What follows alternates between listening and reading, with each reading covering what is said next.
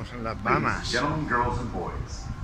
The signal you are about to hear is the signal for general emergency, which is 7 short blasts followed by 1 long blast on the ship's whistle and internal alarm bell system.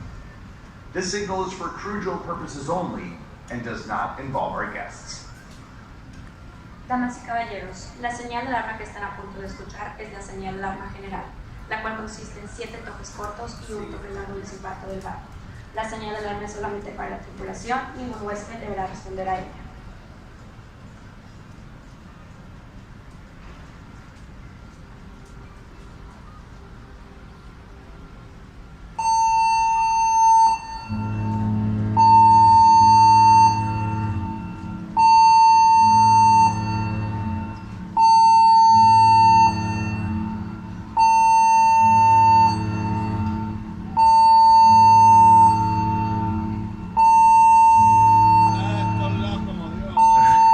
¡De arriba!